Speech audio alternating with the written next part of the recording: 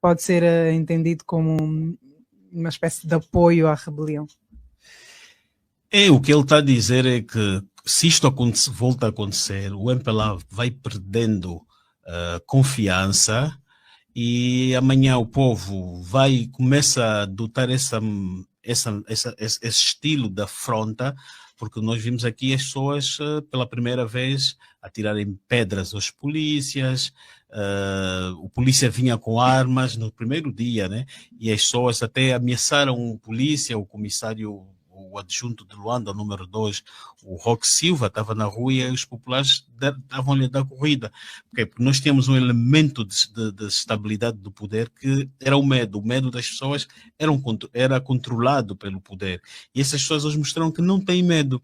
E isto é grave para o MPLA, porque quando o teu povo está a mostrar que não tem medo, amanhã tu vais para as eleições, se ele achar que foi defraudado ou que aqueles resultados não refletem aquilo que ele votou ou está nas urnas, ele também pode voltar a ter o mesmo procedimento, que é de sair às ruas para protestar também contra os seus votos. É isso que ele quer é a chamada de atenção que ele quer fazer, porque amanhã o povo sente, o MPLA vai para as eleições, comete irregularidades, faz-se eleger pelas vias como tem feito, e o povo também, para defender o seu voto, ele também pode sair às ruas por via de uma revolução, achando que desta forma está a depor o MPLA. Só que se ele não conseguiu depor por via das urnas e os seus votos foram roubados, ou os resultados eleitorais, então ele vai afrontar o sistema por esta via. Basta que alguém também vá incentivar, ou basta que tenhamos uma voz de comando, como tivemos em 2022, em que as pessoas só queriam que o líder da UNITA, o Adalberto, desse uma voz de mando para sair às ruas em defesa do voto, e em reação o governo tirou a tropa, os militares para as ruas. É mais ou menos isto que o Paulo de Carvalho está a chamar a atenção, que as pessoas podem perder o medo, e quando se perde o medo, depois perde-se também, por parte do governo, ele vai perdendo a autoridade. Veja que o que é que as pessoas estão a pôr, a publicidade que eles estão aí nas manifestações, com papéis, etc., cartazes, direcionado sobretudo ao presidente, a insultar, a fazer insultos sobre a vida privada. Isso é demonstração da perda de medo. Sim, perda de medo. Depois isso vai dar para... Quer dizer que eles estão a perder respeito também pelo presidente.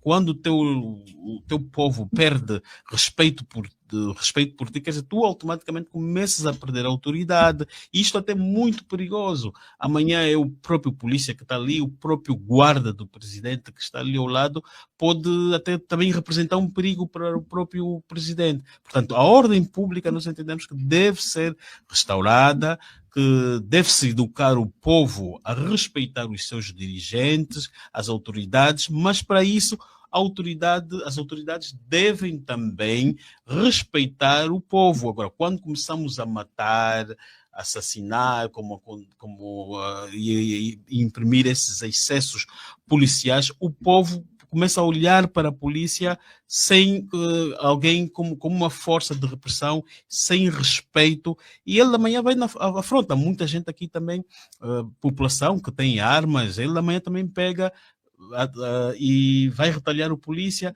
Muitos deles sabem onde o polícia mora, pode começar a retalhar o polícia também no seu bairro, e isto é extremamente negativo para todos nós, para a sociedade.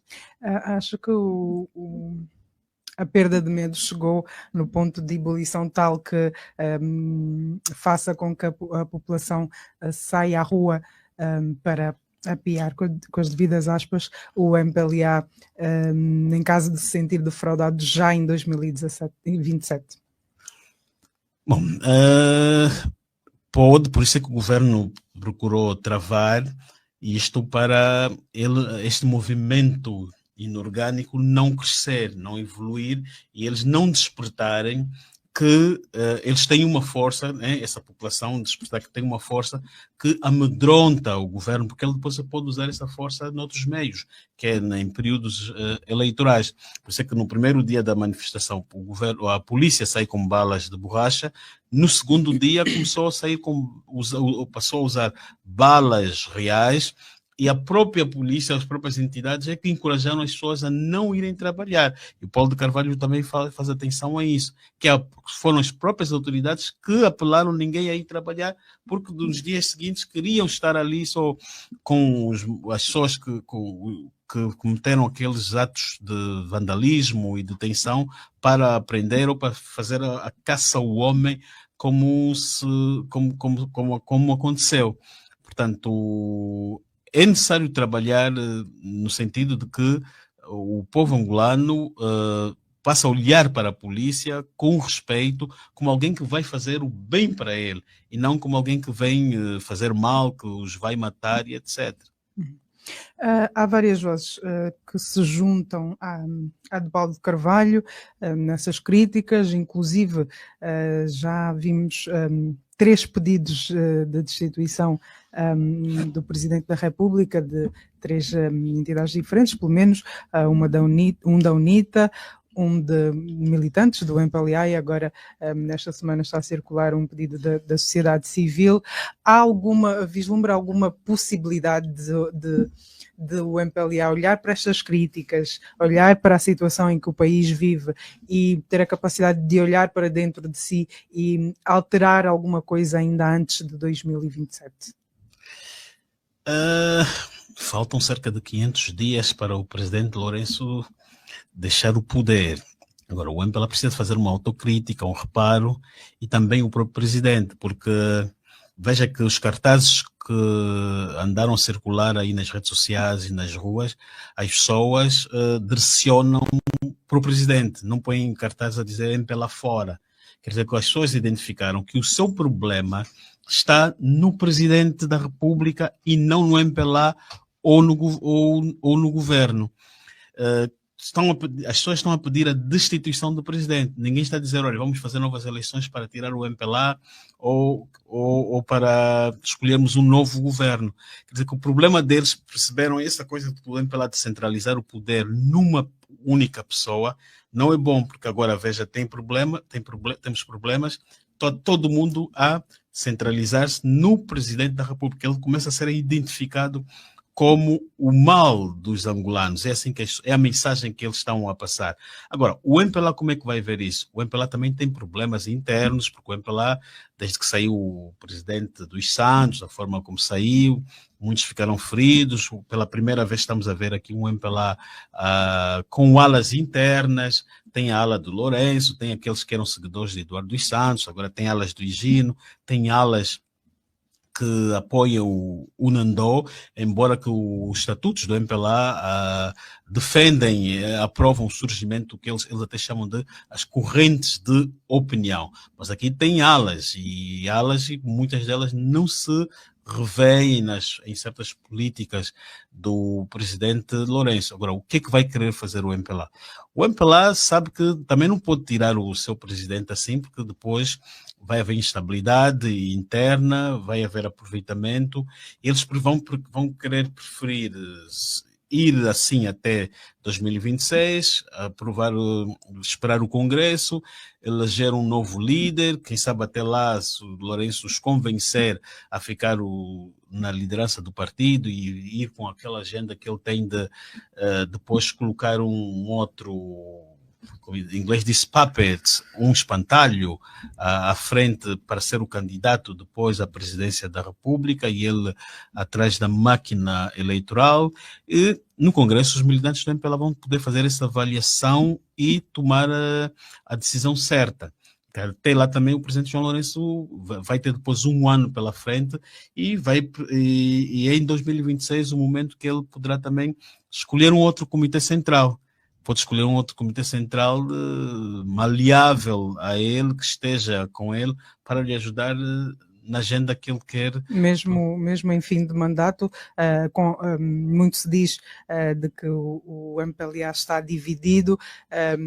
Esta divisão permitirá que os militantes aceitem que João Lourenço continue à frente do partido e que seja ele a escolher quem vai estar à frente do futuro do país. Bom, há um sentimento de mudança do MPLA, um sentimento e desejo de múltiplas candidaturas. É isso que eles querem. E a agenda do presidente é contra esse princípio, pelo menos aquilo que a leitura que se faz é contra esse princípio democrático. Ele é contra as múltiplas candidaturas, por isso é que há o combate ao Higino, há o combate a uma eventual candidatura do Nandô, basta ver nas redes sociais. Quer dizer, nós vamos enfrentar um período em que vamos ter um João Lourenço a lutar contra o partido. É ele a querer liderar, se manter ainda, ir para uma bicefalia e, ao mesmo tempo, o partido a querer múltiplas candidaturas e querer um cenário democrático. Vamos ter necessariamente esta luta, vamos ter também os mais velhos, como o Nandô, dessa linha, a surgirem também, a quererem se apresentar como salvadores do partido. Para eles, salvar o partido é não permitir que esta agenda do presidente Lourenço vinque e ele vá pôr alguém ali. Mas isso não deveria ser demonstrado a partir de agora?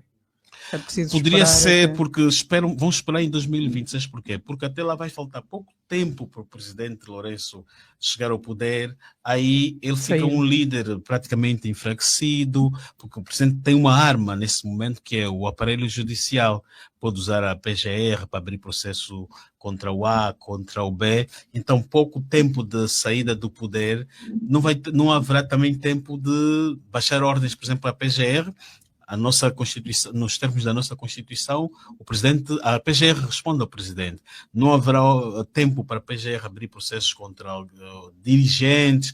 Os processos aqui, pronto, eles também podem correr rápido, mas depois vai ficar muito visível que é perseguição política, e a própria PGR pode interpretar e retardar também esses pedidos de tentar processar alguém. Então ele aí vai ficar enfraquecido, as estruturas do Estado passam a não lhe obedecer no seu todo, vão tentar lhe gerir. Então ele enfraquecido vai ser mesmo naquela fase de 2026. Neste período não, ele ainda está forte, tem armas para combater. Quem não quiser obedecer, ele pode ainda exonerar, tira este, tira aquele. Portanto, a partir de meados de 2026, nós vamos começar a sentir uma tensão dentro do MPLA se o presidente João Lourenço não ler os sinais, que é os sinais de abraçar a democracia para o MPLA. Se ele rejeitar esse princípio